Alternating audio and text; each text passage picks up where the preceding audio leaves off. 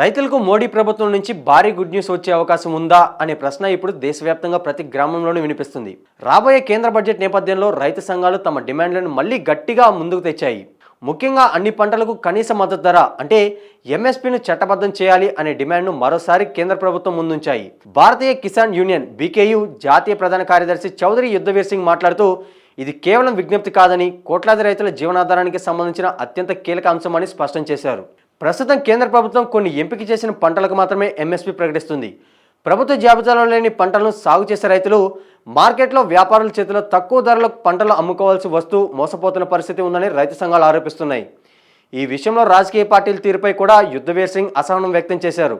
ప్రతిపక్షంలో ఉన్నప్పుడు రైతుల పక్షాన మాట్లాడే నాయకులు అధికారంలోకి రాగానే ఎంఎస్పీ హామీలను మర్చిపోతున్నారని ఆయన విమర్శించారు.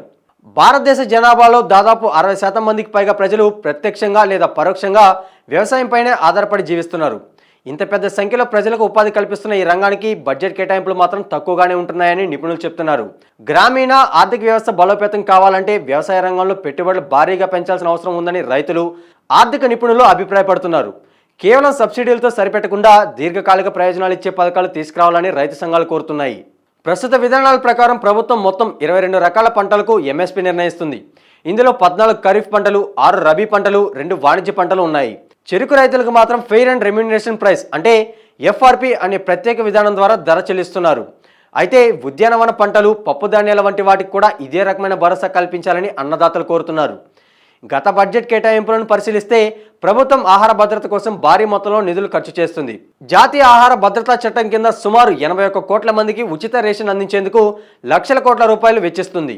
ఈ కార్యక్రమంలో food corporation of India FCI కీలక పాత్ర పోషిస్తూ ధాన్యాల కొనుగోలు, నిల్వ బాధ్యతలు నిర్వహిస్తుంది. అయితే ఈ ఖర్చులు ఎక్కువగా వినియోగదారులకు ఉపయోగపడుతున్నాయే తప్ప రైతుల ఆదాయం పెరగడంలో మాత్రం తక్కువగా తోడ్పడుతున్నాయని విమర్శలు ఉన్నాయి.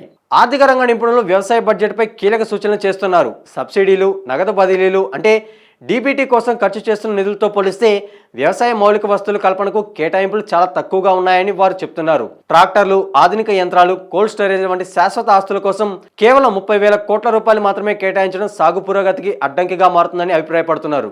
అమెరికా, చైనా వంటి దేశాల్లో వ్యవసాయ అభివృద్ధి చెందడానికి అక్కడ మౌలిక వస్తువులపై చేసిన భారీ పెట్టుబడులే ప్రధాన కారణమని నిపుణులు చెప్తున్నారు. భారత్ కూడా అదే దారిలో సాగాలని గ్రాండ్ థోర్నన్ ఇండియా ప్రతినిధులు సూచిస్తున్నారు.